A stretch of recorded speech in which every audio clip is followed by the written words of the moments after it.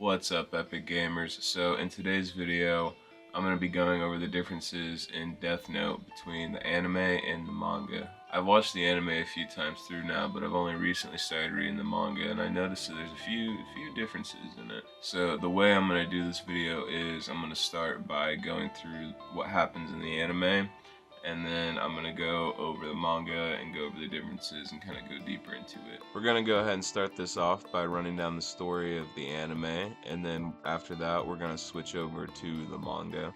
We start off the series getting introduced to Light Yagami, a super student on track to graduate with high marks. Follow the teachings of God and receive his blessings, and so it shall be that the seas will again become bountiful. Now, whenever he finds the Death Note, he just, thinks it's all a joke. That's pretty lame. Not to mention, twisted. When Light first uses the Death Note, he doesn't think it'll work. Wait, on the off chance someone really dies, would that make me a murderer? Yeah, right. It's completely impossible. The first victim he uses it on is holding hostages inside a school. The same assailant who attacked 6 people at a busy shopping district in Shinjuku yesterday has struck again, taking 8 people hostage at this daycare center. His captives include both children and teachers.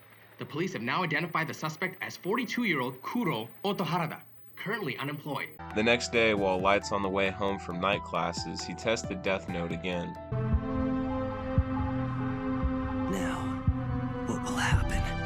This time it's on a no-good biker. What's up, little lady? The name's Tako Shibuimaru. After Light gets home and goes up to his room, this is when he meets the Shinigami Ryuk. You've taken quite a liking to it.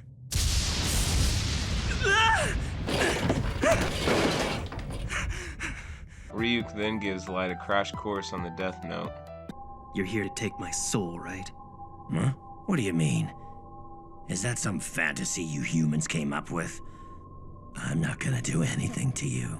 The notebook becomes part of the human realm from the very moment it touches the earth. But if you give it away, I'd have no choice but to erase your memories of the notebook. You will feel the fear and pain known only to humans who've used the notebook. And when it's your time to die, it will fall on me to write your name in my death note. Any human who's used a death note can neither go to heaven nor hell for eternity. You are the only one who's able to see me. I did it because I was bored. Now you have something to look forward to after you die. That's all. We start off again with Light in class, but he's joined by Ryuk this time. You don't have anything to do. Aren't you just gonna go home and hang out in your room as usual? While Light is writing down names in his Death Note, he's interrupted by his sister. It's Sayu. What is it? Can you help me with my homework? Yeah, okay. This is when Light learns that other people that touch the Death Note can then see Ryuk. If anyone else touches that notebook you've got hidden in the drawer right now, they'll be able to see me too. He waits till now to mention that important detail? Damn Shinigami. We then cut to a meeting room where officials are talking about the spike in deaths. We're treating this as an elaborate murder plot that's been carried out by a large organization. If it is a large organization, I'm sure I'm not alone in suspecting the FBI or CIA. I dare you to say that again! L then makes his grand introduction into the series. Greetings to all of you at the ICPO. I am L. We see Light testing out his new security measure to keep his Death Note protected. You see, once the ink reservoir is inserted, it acts as an insulator, preventing the flow of electricity around the circuit. The fake base of the drawer is put back. This piece of rubber also prevents the flow of electricity. If someone were to try and force the bottom of the drawer open, the circuit would connect, and that would ignite the gasoline contained in this thin plastic case, instantly setting the notebook on fire. The way I've got it set up, all the evidence would be completely destroyed. If I'm ever questioned, I'll just say that I was hiding the real diary because I didn't want anyone to see it. It sounds like a pretty believable excuse. I mean, it is my diary after all. After browsing the internet, Light sees that Kira is born. Ryuk, you should check this out. Huh? Websites like this are popping up everywhere lately. The Legend of Kira the Savior. Huh. Sounds pretty cool. L then goes on live TV to challenge Kira publicly. Kira, I've got a pretty good idea what your motivation might be, and I can guess what you hope to achieve. However, What you're doing right now is evil. You think I'm evil? After Light falls for the bait, the real L comes out and challenges Kira directly and lays out his whole plan. If you did indeed kill Lynd L. Taylor, the man who you just saw die on television, I should tell you that he was an inmate whose execution was scheduled for today. That was not me. He got you there. Try to kill me.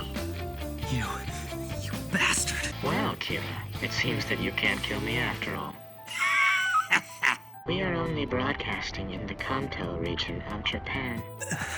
You are in Japan, and your first victim was little more than an experiment, which means that you haven't been killing for very long. It won't be too long now before I am able to sentence you to death. Let's meet again soon, Kira. Really? That wraps it up for the first 2 episodes of the anime. Now we're going to switch over to the manga. In the manga, we start with Ryuk dropping his notebook into the human realm. Also, the anime likes to play with Light being chosen or finding the notebook by fate.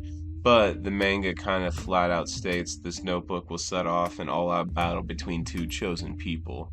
Now, it's not Ryuk saying this, I don't believe. It's not Light or anyone else saying it.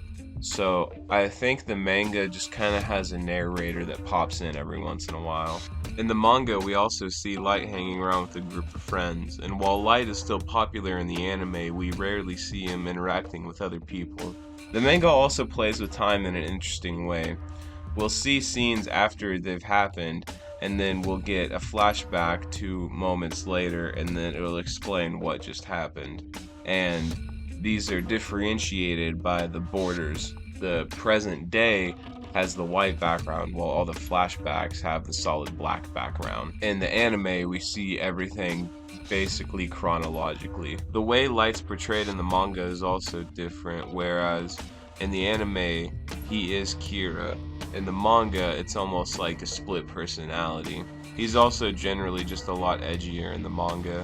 In the anime, whenever Light gets home from school, he tries to talk about his day to his mom, but his mom is waiting for test results.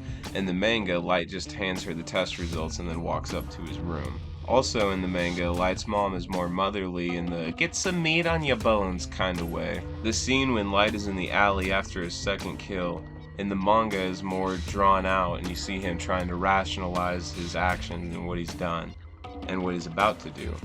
And Light even thinks about throwing the Death Note away, and he tries to just justify the 2 people he's killed, and he even goes as far as to asking if he has the guts to do it. Ultimately, they come to the same conclusion, but in the manga, it's drawn out and it lets us see more of the process he goes through from model student to model maniac. In the manga, there's also a panel where Light talks about the toll being Kira has taken on him, barely sleeping and losing 10 pounds. When L is confronting Kira on live TV, Light's more offended by what L said, saying things like he's the savior of this world and that going against him is an act of evil. So that wraps it up for part 1. In part 2, I will be covering the rest of book 1, and then after that I plan on going book by book, and at the end I'll take all of the episodes and make a super cut into one long video. There might even be a little bonus video because I have an extra book and an extra DVD with bonus content that I haven't even looked through yet. So there might be a little end recap and then going over the bonus content, but I hope you guys enjoyed. Go ahead and like, subscribe, and check out ATF Records. I've been doing a lot of videos with them, and I don't know when this video is coming out, but as of recording, I know that the roll-up music video is about to come out. There's a little freestyle video dropping too. So go ahead and check them out. You know, I do a lot of work with them. Go ahead and show them some love and support. And I think that's about it. So until next time, later.